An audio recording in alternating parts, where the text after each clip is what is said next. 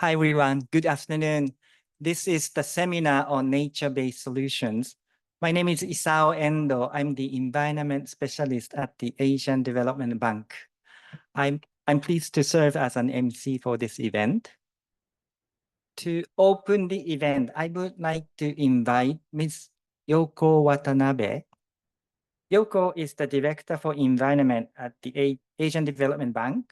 She heads the environment sustainability work, including nature-based solutions, biodiversity conservation, ecosystem management, air quality, circular economy, and environmental finance. Now, over to you, Yoko. Please welcome. Good afternoon, everyone. Thank you so much, Isao, for that introduction. So this is actually a series of webinars leading towards the Convention on Biodiversity COP16, which is expected in October in Colombia, in Cali. So leading to that, ADB is showing the leadership in working on biodiversity issues and nature-based solutions and other things. And we just had one a few months ago regarding green infrastructure, and we have been taking a leading role in establishing green infrastructure in Nepal and Bangladesh and many other places, and have come up with a guidance note together with WWF. So this one is a second in the series. And we're working on today on the Coastal Management and Sustainable Fisheries initiative, particularly in Cambodia, and highlighting that and also showing how we can show results in a more visual and more meaningful way, and having Douglas here to show that sort of new tools and new approaches that we can maybe incorporate here in ADB to showcase more environmental results in a visually more attractive and communicable way. And now Alvin will be talking about more this new initiative in Cambodia on the coastal resilience and also coastal management, sustainable fisheries project. I and Warren had a great opportunity to see this project on the ground, and we really thought that this is a new sort of initiative that we can show both environment sustainability, but at the same time, how this can be really translated in economic growth as well as coastal livelihood and improvement in communities. So with that, with no further ado, I want to hand it over back to Isao so that we can really roll this really exciting webinar today and have a discussion and dialogue with all of you. Thank you very much.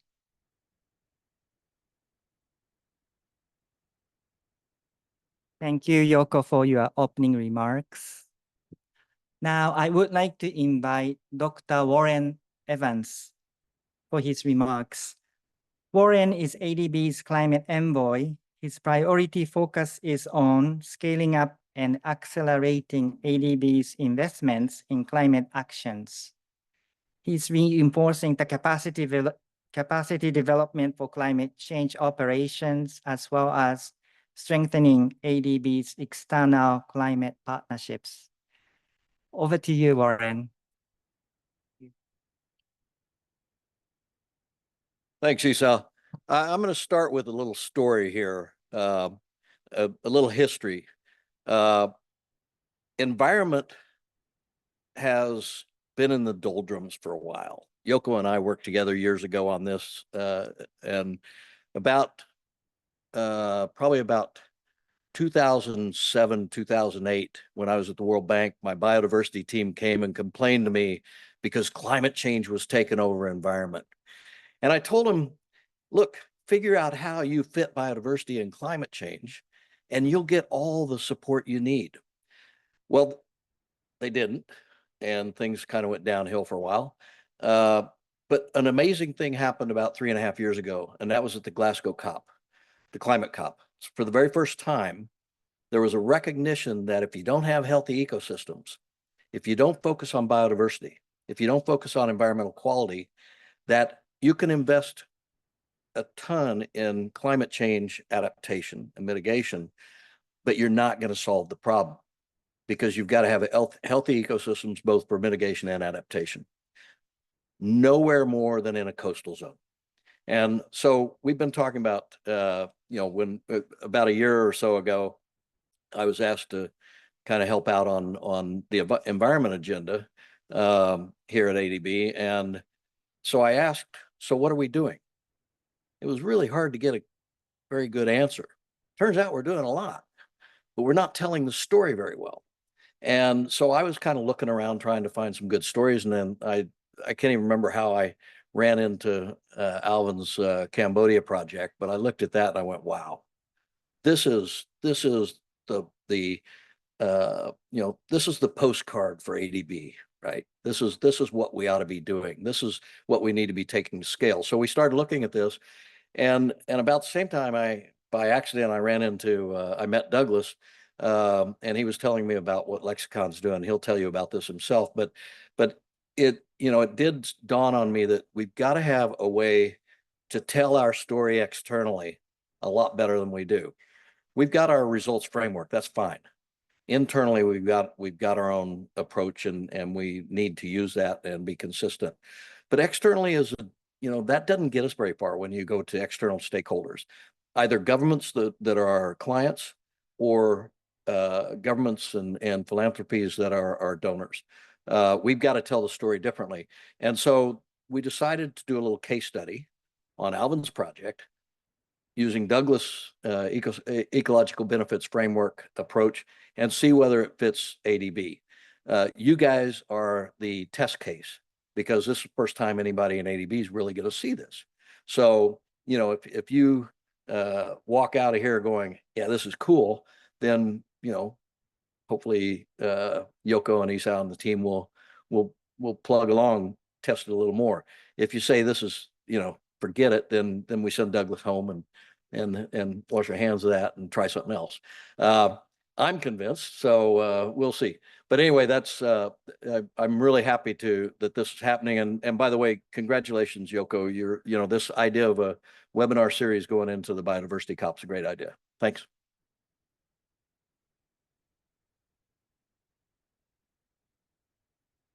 Thank you, Warren, for your remarks, setting the scene really, really well. Thank you. Now, I would like to invite Mr. Alvin Lopez to give his presentation. Our colleague Alvin is the Senior Natural Resources and Agriculture Specialist at ADB. He's serving as the sector lead in Cambodia.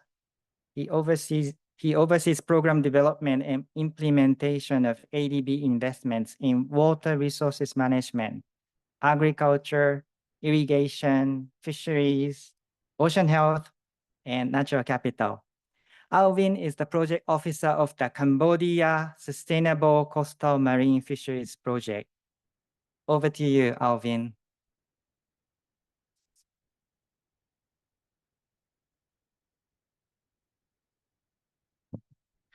Thanks, Isao. Thanks, and good evening or good afternoon, all. It's good to be back here. It's coming up to 6 years since I've been based in Cambodia, so it's been some time. And yeah, I think when I saw this title, Road to Cali, and I was wondering why isn't it Road to Cali and Road to Baku as well? Because it's, as Warren said, coastal resilience, and it's already happening. I will not steal the show. The show is Douglas's, but I'll just give a bit of background. I have only about 4 slides, and to give a background on how we came about this project. Is it coming, or did I switch off? Okay. So where are we? I mean, what you can see on screen over there, the highlighted area on the right, the 4 provinces. From the south, it's Kep, Kampot, Sihanoukville, and Koh Kong. Koh Kong, the most extensive mangroves somewhat in the region, at least in Southeast Asia. And where you can see that fits into, you can also see the broader Gulf of Thailand. And that's part of the broader Gulf of Thailand, which is also a unique region, which I will talk about later. So first, a starting point. When this project, or rather this initiative, was proposed to us from the government, they came to us saying, hey, ADB, we need your support to basically to enhance or to support value chain in marine fisheries. to support all the SMEs basically on the coast there and support them improve their facilities and blah, blah, blah. And they wanted to establish a facility as well, a marine financing sort of a facility. So to support all these credit lines, as well as grants, as well as concessional, non-concessional, all those different options. So we discovered on the left there is the assumptions and what were that were tested and the key findings, primarily during the analytical work done during the TRTA, which we have the opportunity to have the team leader also present here, which is Lindsay Saunders, who was heading the TRTA team, took a pretty analytical look at what the situation was in response to that request to support value chain. We discovered on the second bullet point there whether there was a credit accessibility issue because they wanted finance to support. It was more of the viability, where nobody wanted to borrow because there was no hope, there was no fish, and the SMEs were shutting down. And if we look at it, a lot of them along the coast said, oh no, we don't want our kids involved in this sector anymore. There's no fish.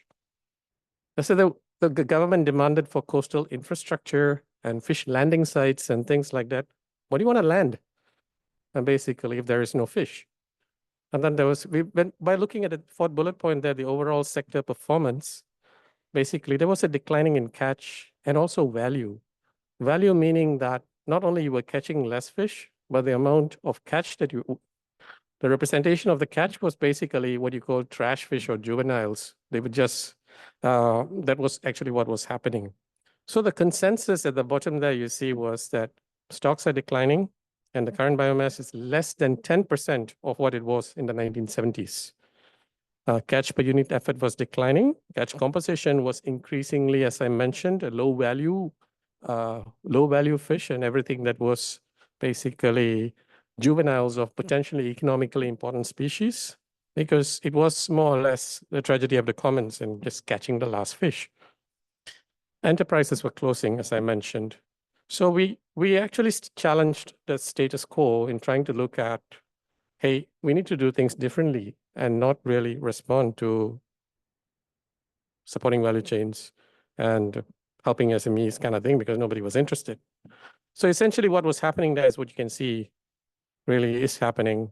We were fishing down the whole food web, and it was the little pen over there on the right in the picture gives you an indication of the size of crabs that were being caught. Douglas visited a crab processing factory and probably had a bit of a meltdown over there, seeing the size of crabs that they were using a little pin to pinch off whatever little flesh that was remaining. And so it was quite dire.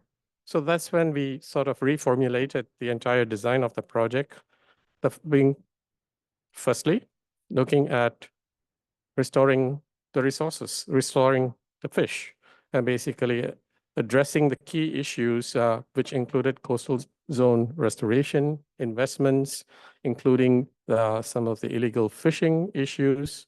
We had to take a diplomatic kind of an approach as well, because it was a tricky area to get into, especially looking at IUU, illegal and unregulated and unreported fishing.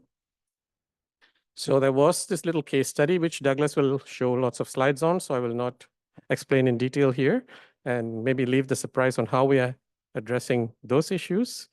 And looking at also mangrove, coastal zone, and also seagrass. And the seagrass has also spillover to coral reefs, which we did not elaborate too much in the project, but it's also included. And you'll see that later. The whole issue about insufficient post-harvest infrastructure, including landing sites, is faced as a second part of the project.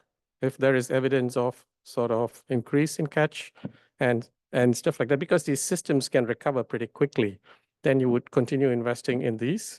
And the private sector investment over there is coming in through, instead of establishing a marine financing facility, we're supporting sort of business incubators to look at investment in sort of regenerative aspects like mussels and shellfish and other things which are pretty rich over there, which will also contribute to sort of ecosystem management and coastal resilience.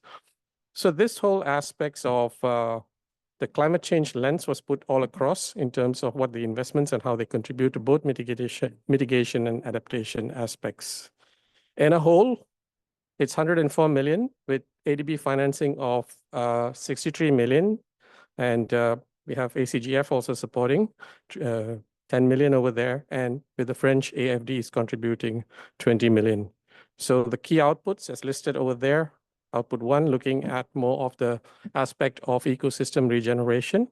And output 2 is looking at supporting some infrastructure on the coast. And output 3 is that business incubator to develop investments from at different scales at the ground level, involving community fisheries and also small scale enterprises and such. So that is how sort of the design of the project came about. And I can go on forever, but I'm going to leave it to this few minutes to hand it over to Douglas for now. Thank you very much. Final slide.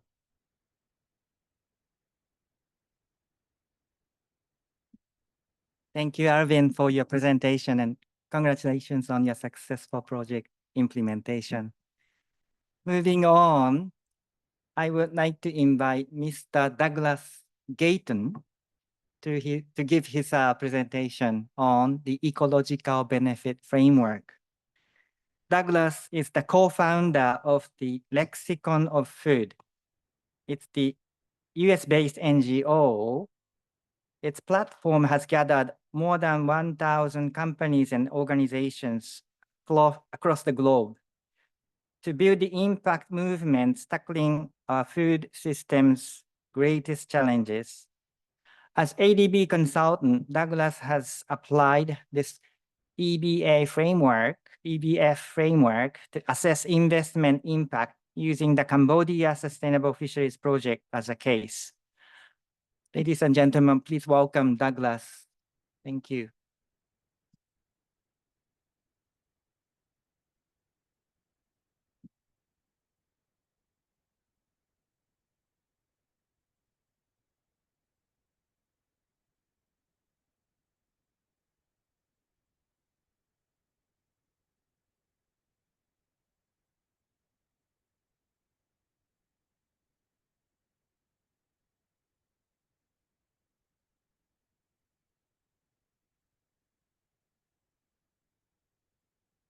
There's a small technical problem right now.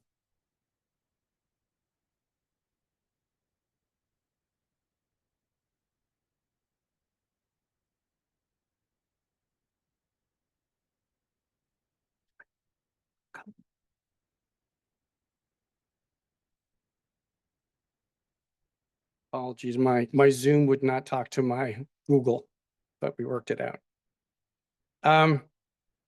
I'm Douglas Gayeton. I'm the co-founder of a California-based NGO called the Lexicon. And I'm going to share with you an accidental journey that I've been on. Thanks. For the past 5 years with Google. We created an accelerator for good ideas, and we involved about 1,000 companies. And we set out to figure out how you create solutions to really great challenges in the food space. So you bring together 1,000 experts, and you can do tremendous things. That work actually just launched. It's on lexiconoffood.com, so you can check that out after our conversation. But what was really interesting was the outcome of that work was entirely not what we intended. What we learned in building all these amazing tools that have resulted in nonprofits and everything from food as medicine to agrobiodiversity to food packaging to regenerative agriculture was that there was a common denominator, something that they all shared. And that was that they all had a problem explaining the, and therefore this happened part, the impact part. They all had a common problem in explaining why you do something and what results from it. And then we realized across 25 different accelerators with 1,000 companies and NGOs, they did have one point in common. And that point in common was 6 words. And it was really crazy. These 6 words ended up being the outcomes that people cared about most. It didn't matter what area we were looking at in the food space, it always ended up being these 6 things. These were the impacts people cared about. Certifications don't explain these things. Certifications explain what you do, but not what happens because of what you do. And that was a common problem that all these companies expressed. How could they explain the outcomes and the impacts of their activities in a way that they knew the public and consumers cared about most? So I took it back to Google. I said, it's been 5 years. I can just tell you it all boils down to 6 words. And they were really puzzled by the fact that it just ended up just being 6 words. That was the sum total of what our outcome was. So we brought 24 food companies to Mountain View, and we asked them to explain their ESG reporting. Not one company could explain any ESG reporting activity that fell outside of those 6 things. So we knew that we were on to something. We were then approached by Ripple, which if you work in the financial sector know about XRP, that's their currency that they use. And Ripple asked us if we could take this model of accelerators that we developed with Google and apply it to carbon markets. And we said we couldn't, because a carbon market, a carbon credit, is a fraction of actually a whole.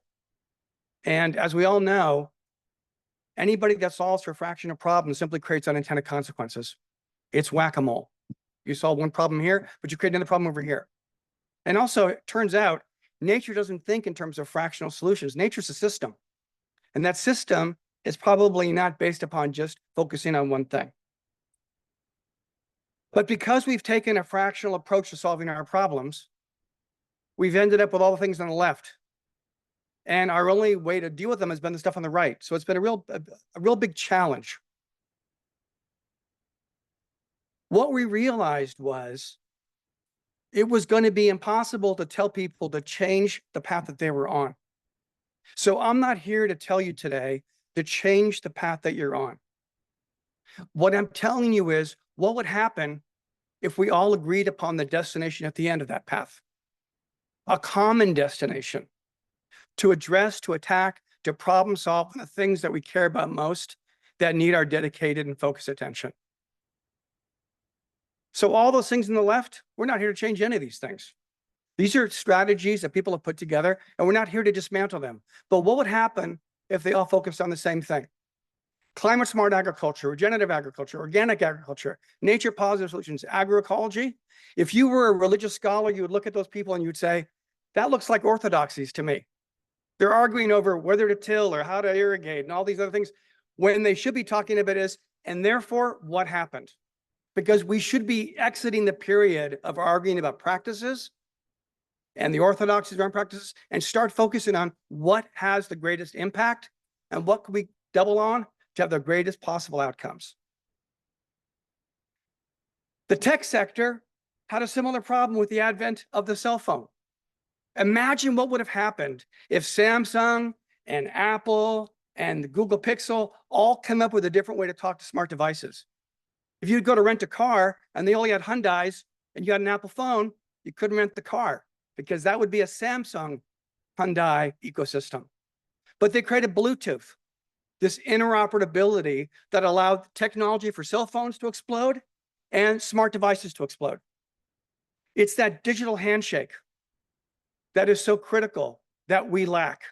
Imagine if we could create a digital handshake for the planet. That's what the Ecological Benefit Framework is. It looks at the solutions that we are embracing and come up with a common framework to talk about and attack the challenges that we all face, that we can face collectively if we can simply come up with a united framework. So that's what we did last year. We gathered 200 leading organizations across carbon markets, across cryptocurrencies, in the environmental and the conservation space. And we said, can we create an ecological benefits framework? And what would that look like? Well, the first thing we had to do was build a common language. We created 2,000 terms that were peer-reviewed with definitions written by experts, and then turned them into a machine-readable visual language called Lex Icons. We then came up with a set of core guiding principles, and then chose projects from around the world. And being respectful of time, I'm going to go rather quickly, and I can always obviously later go into detail at a slower and more leisurely pace with anybody who's interested. But what we did was we chose projects from around the world. And to give you just a very quick snapshot to understand the context of our work in this space, the USDA's program for organic agriculture, growing organic, was created by the lexicon. The very first framework and applied certification for regenerative began with the lexicon of Google called Regen 1.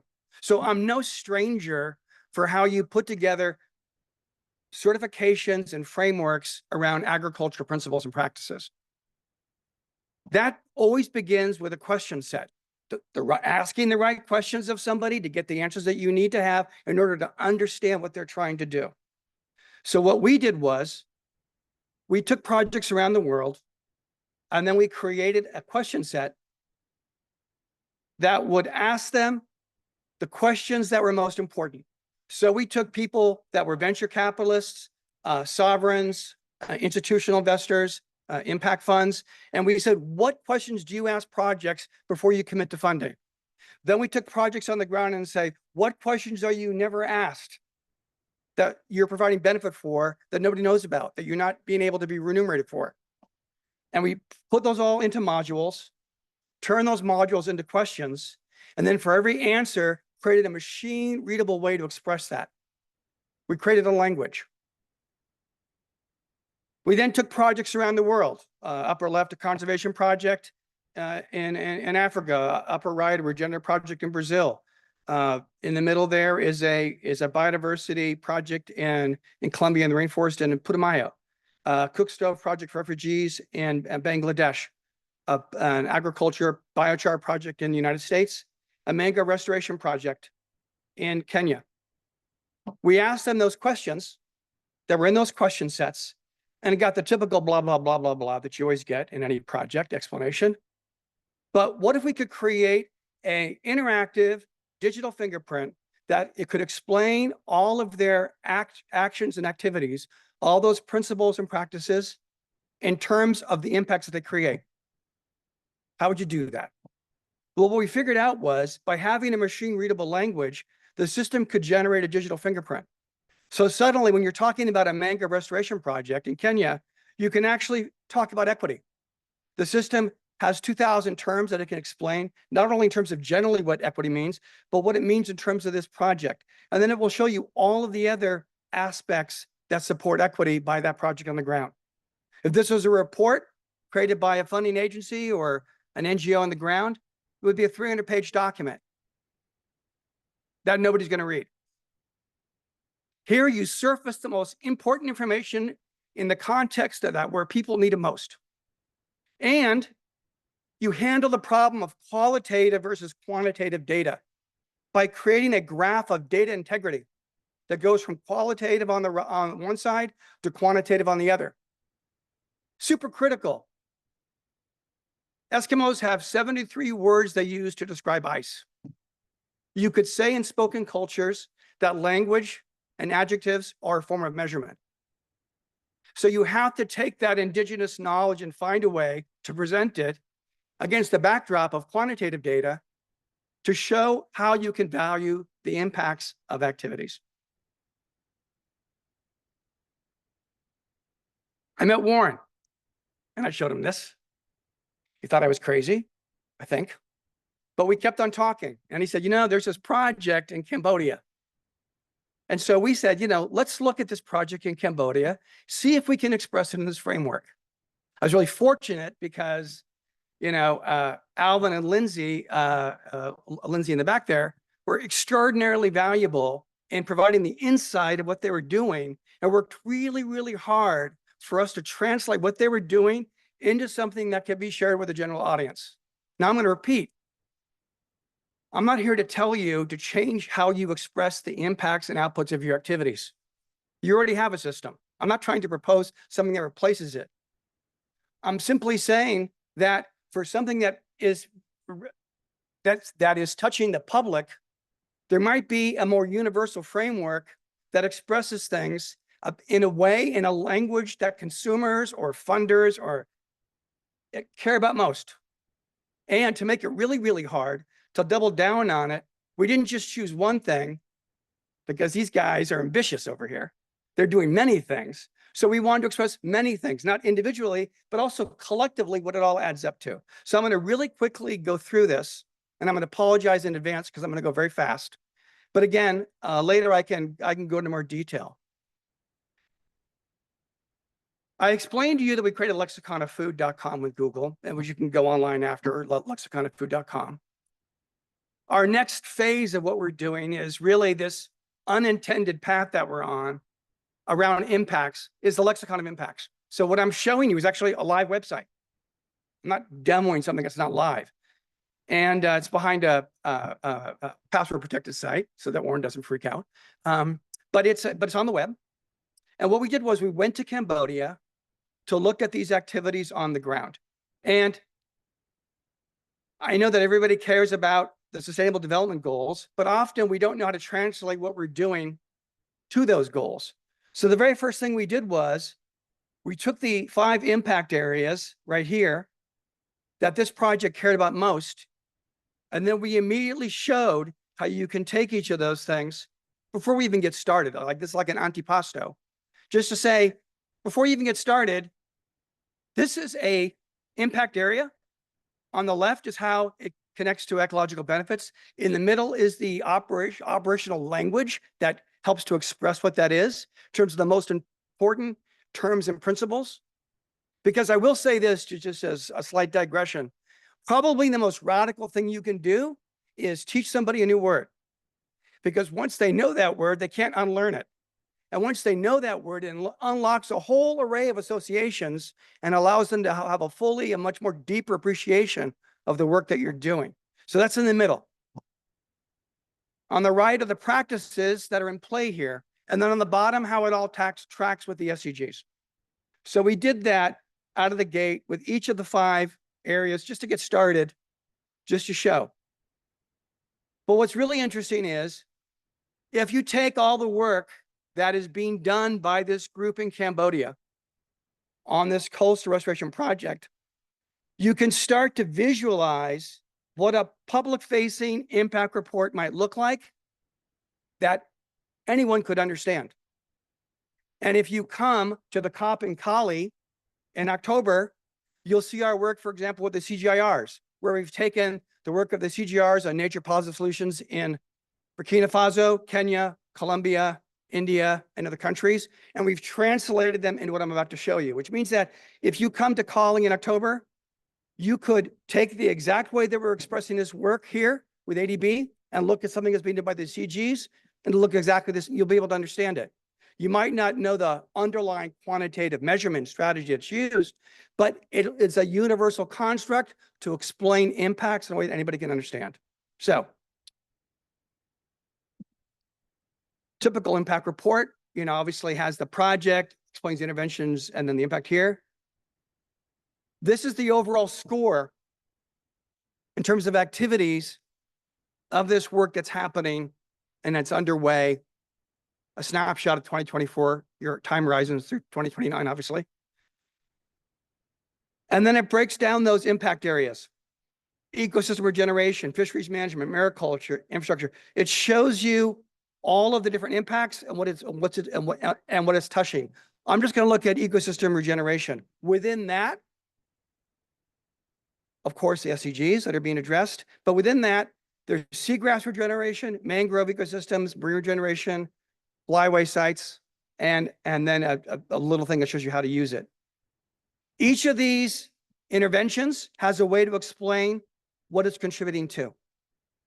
And you can see that these outputs that are part of what you do here at ADB to express these works can be translated into something that's much more easy to understand.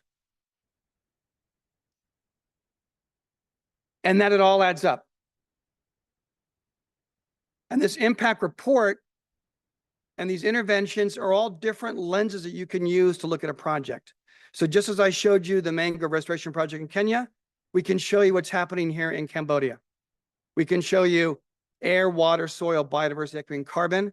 And each of these interventions, it will explain to you the impacts of what's happening there with that project. That's not the only thing that we're able to do.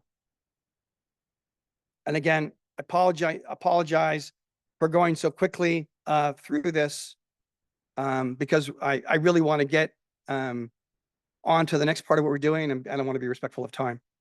But again, I can always show this to anyone who's interested later. There's about 500-600 terms that are explained in this work. From the very beginning of the lexicon, we've always understood that there's no single audience for anything you make. You got to meet people where they are. Some people are going to look at this and they're going to go, that's too wonky. I don't quite understand it. I need something that's more of a story, right? So we have actually created a simulator that is able to explain, offer you a visual way to understand the same information.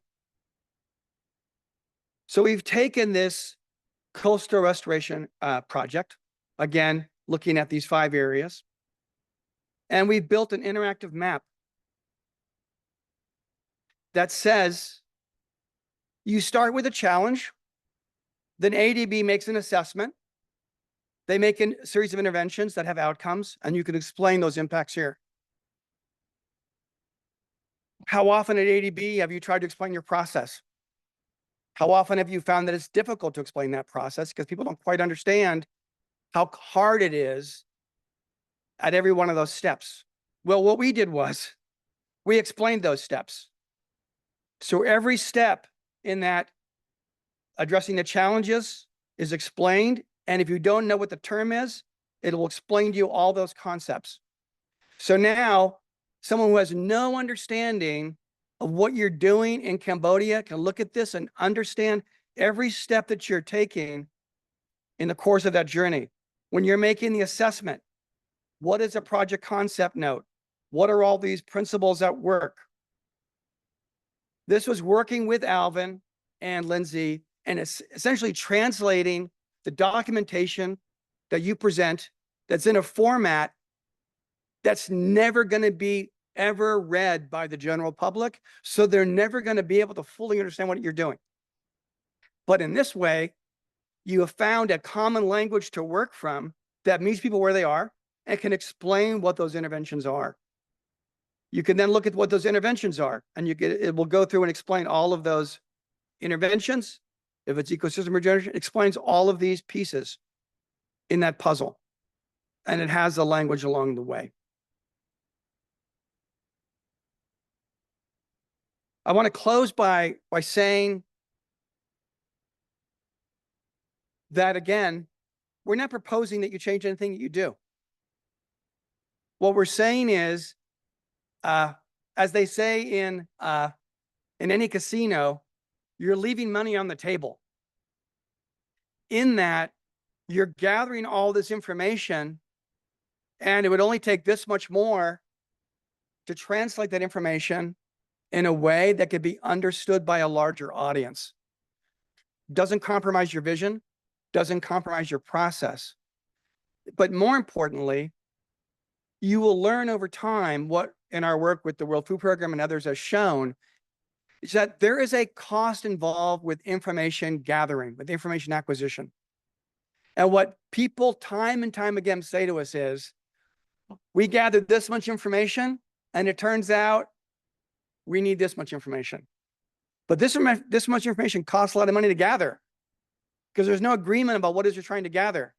You could do the same thing. You could do a flyway initiative, and you could have each person, each country gathering different information, which means that information is not interoperable, which means you can't compare or make something that's additive to show how they all add together.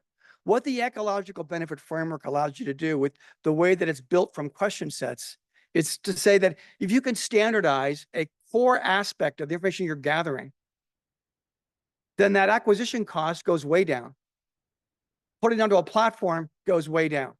Analyzing the data, well, it's now same to same, that goes way down.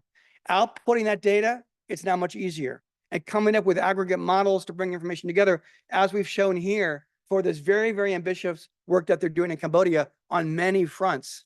Everything from working with fishers to working with SMEs to mangroves, all in the same project. But this shows how they can all live together in the same ecosystem. So I want to thank you, Warren, for inviting the Lexicon to work on this. And again, as I said, I want to apologize in advance for going through this so quickly. But we're really excited by the work that you're doing and what we've been able to put together with you. As that famous song by Beck says, with 2 turntables and a microphone. But we're very excited by what we're able to do together, and we see great promise, and we really look forward to continuing the conversation. So thank you very much for having me here today.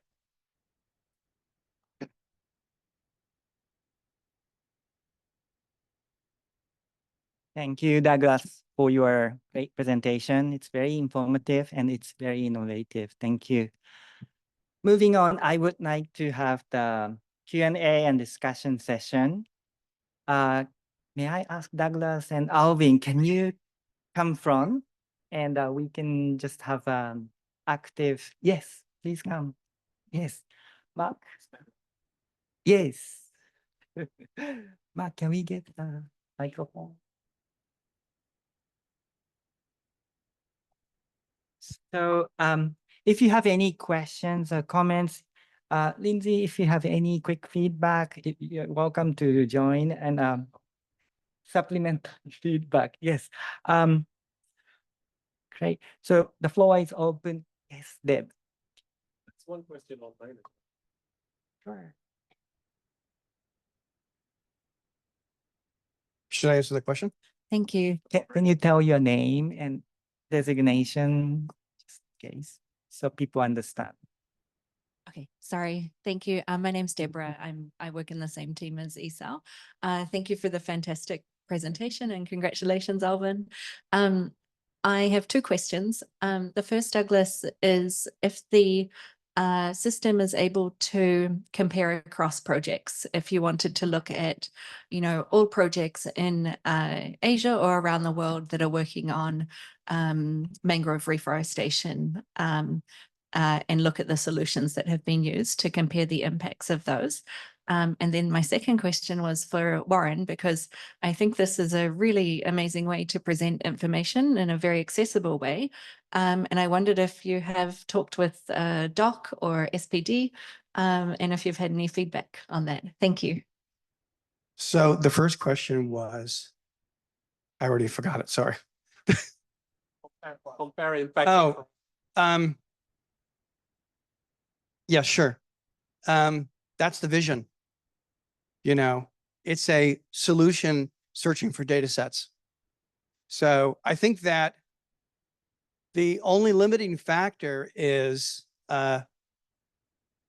you have to have things in the right format. I can't underestimate the importance of getting people to align on asking the right questions and gathering the right information. Once you have gathered the information, then of course it's child's play. It's a system that requires a language that's machine readable that we've built, and then a way to express it. I can't underline enough that I'm a food guy. So the Ecological Benefits Framework was not a goal that I had that I wanted to do, but it was so obvious, this thing that came out of the work, so unavoidable and obvious, that it's taken us in a direction that we never expected to go. And so I feel like the applications, as we've expressed in Cambodia, are really obvious and very straightforward. But you could do the same thing, like we're doing this with afforestation projects in Kenya, biodiversity projects in Colombia, biodiversity project in India. So it doesn't really matter the context. What matters is the information that you gather that can be expressed in terms of those 6 ecological benefits.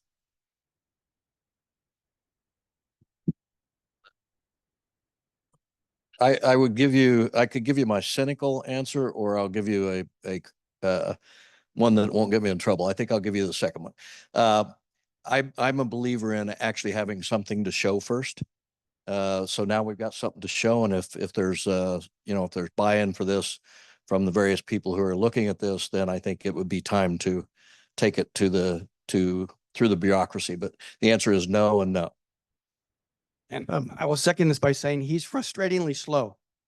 He's very like moving one little step. I want to go 20 steps. He goes one step at a time. So Douglas, just as Lindsay speaking, in answer to the question, I think it's very important for people to realize that we're actually retrofitting you into existing project designs.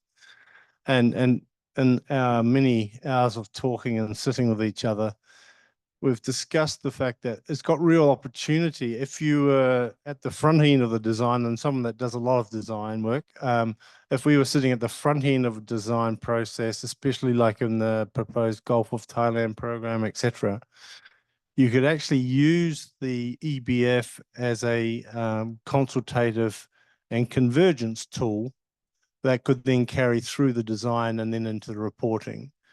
And I think we will have to take a little bit of a breath, because you are retroactively fitted.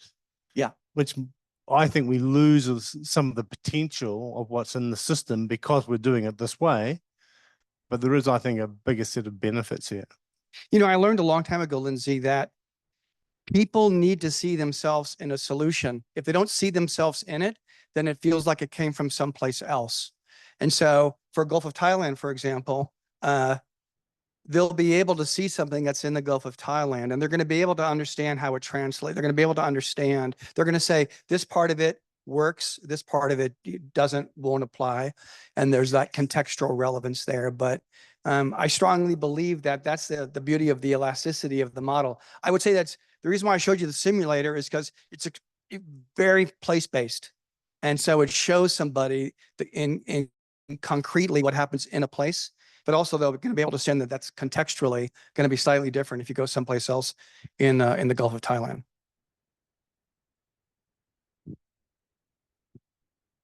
Hi, my name's Steve Peters. I'm from the Energy Division, so I'm an outsider here. I just wanted to thank Alvin and Lindsay for showing me around their project a couple of years ago in 2021.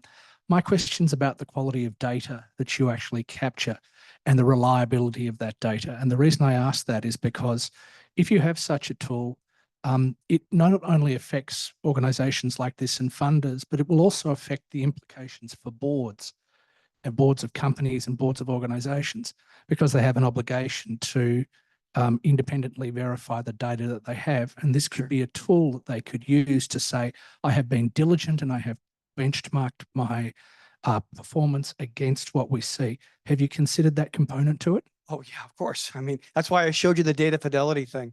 One of the first things we learned in regenerative agriculture when we started was there was no certification. So we were trying to explain the benefits of regenerative agriculture with no quantitative data to back it up. And then one USDA guy said, let me explain to you regenerative agriculture. You close your eyes in a field and you listen and you count birds. That's regenerative agriculture. So suddenly everything stopped. We're like, oh, there's a whole thing called qualitative measurement that we need to embrace. I think that by having data fidelity, you can show what information matters and not say, oh, we can't do it because you don't have all the quantitative data that hasn't been third-party verified by all of these certified verifiers. What we're saying is, this is the things that are important. Whatever we could, got third-party verified, and we have quantitative data to back it. But we're not going to be held up. And what we're actually going to say is there's an opportunity here for someone to step in, seeing that there's all this qualitative data that matters, to build a quantitative model around it. So to put on the end of that, boards have an obligation to identify that they've investigated double materiality. They don't have an obligation to confirm that it's been assured, only at such time when it is assured. Mm-hmm. So you're in the right place. Yeah.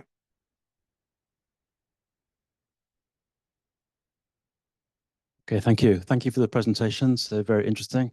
My name's Chris from the Climate Change Division. You raise a lot of points, very interesting ones. First of all, in terms of measuring birds, it might be pigeons eating the seedlings or the seeds. So you have to also think very carefully about data in and data out and how it's interpreted. But you are right about impact reports. They're often very long, undecipherable. They need to be translated into something that can be measured. And this is a really great visual way of looking at it. But what are the next steps, the vision for this?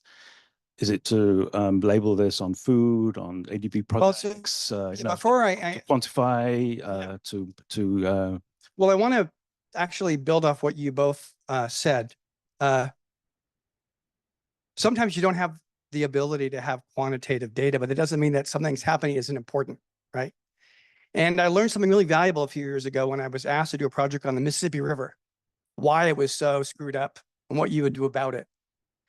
And the very first meeting that they set up with me, they put me in a boat with big rubber boots, and I went out with somebody called an odontologist, which is a specialist in dragonflies. Because it turns out if you're studying the health of a river, you start by doing dragonflies. Dragonflies tell you the health of a river. That's like one of the simple things that they know because they're the indicator species that's so important. In the rainforest in Colombia, they built an entire biodiversity tools around jaguar counts. Jaguars being the indicator species.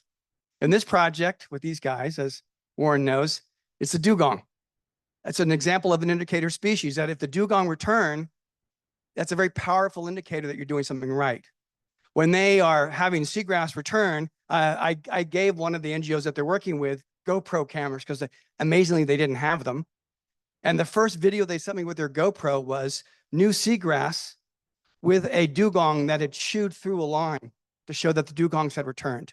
So indicator species are really, really important. An example of qualitatively being able to assess something. In terms of the work that we're doing now, we're working with, if you know agriculture, we're working with MSSRF in India. We're working with Tata. We're working with the World Food Program. We're working with the CGIRs on translating nature positive solutions.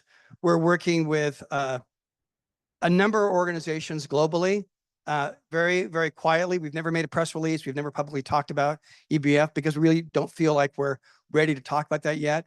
I'm so grateful for Warren in supporting this journey that we've been on to ground truth it, and to Alvin and for Lindsay for all of the extraordinary amount of work they put in to translate their knowledge into the tools here. But I think we're on a journey now. I think we're on a journey to really help people understand how they can take a myriad number of different projects that seem to be disconnected, but to show actually how they can be connected and expressed in the same way using a common framework. Yeah. Thank you, Douglas. Can we just look at the questions from the online participants? So so lexiconoffood.com is available. It's up to Warren and Yoko to decide what they want to do with the website that I just showed you guys. It's behind a firewall with a password, and you just need to decide, Yoko and Warren, what you have to figure out what you want to do with that. But like I said, I came today to not show you a PowerPoint presentation. It's a live website. It's done, right? Because I knew I was going to have one chance to get in front of you to show it. So that's the first one. Yeah, so how do you access it? Is it possible to reproduce it in another country?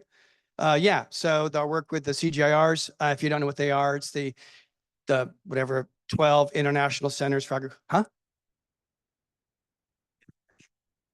Yeah. Yeah. And so it's these, these international, there's one for rice, one for wheat, one for corn, obviously, right? So they use the nature positive solutions model, and they brought us in to translate all of that into EBF. And we're going to be showing that for the first time in Cali. So that work, to answer your question, it's like I mentioned the countries before: Colombia, India, Burkina Faso, Kenya, et cetera. So yeah, if you go to ebfcommons.org, you can see examples, I don't know, a dozen different countries. So it's not really country dependent or even activity dependent. How long does it take to build something like that? I mean, it's crazy, but I think we did this in 2 months, right? Yeah.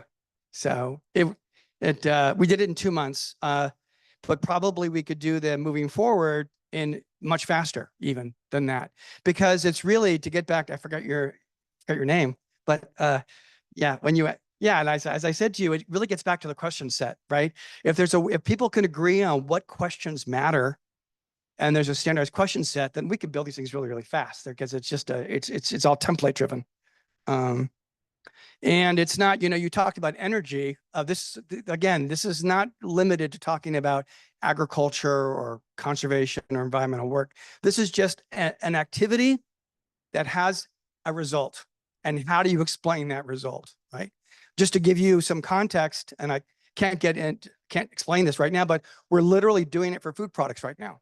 So we are working with 11th Hour, Eric Schmidt's foundation right now, on krill in the Southern Ocean to show, because krill is one of the leading amendments that's used as a feed supplement in aquaculture. It's also one of the most important sequesters of carbon in our oceans too. So it's a really important, again, we're talking indicator species. So our indicator species model in the Southern Ocean is on krill in the marine protected areas there to show its importance in those marine protected areas. And then we're taking 2 companies that make omega-3 supplements that use krill and 2 companies that use algae. And we're using EBF to show the ecological benefits, the differences that you get if you don't use krill for the omega-3 supplement. So it's not just, you can also use it for products. Douglas, I'm sorry to bother you. I have to Okay. conclude. Thank you. Thank you. Thank Sure. Yes. Thank you very much. I am afraid I have to conclude this seminar. Thank you very much for your active interactions. I'm pleased that there was a great discussion made between the experts and the audience. Thank you very much. So I would like to conclude this seminar by thanking all of you who attended this session. Special thanks goes to Douglas, Alvin, Yoko, and Warren for giving a great intervention. Thank you. I would also like to thank our teammates, Kat, Elga, Mark, Cecil online, and Victor, who greatly helped us organize this event behind the scene. Thank you very much. Now I have 3 very quick announcements before you go. One, there's a survey on this seminar using the QR code and link we share. Please give us your comments and suggestions. Your feedback will be very appreciated to improve our performance later. 2, the part 3 of this Green Road to Cali series will be organized next month. The topic is on financing nature positive development. We will advertise this event when the details are ready. 3, this is the last and most important announcement. After this seminar, we will have a merienda, followed by the in-depth technical meeting. During the merienda, this is for Warren.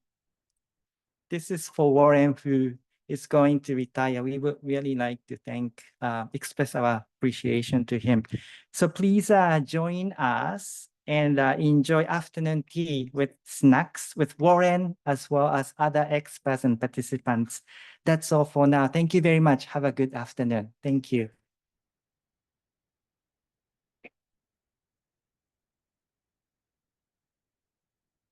Sure. I see.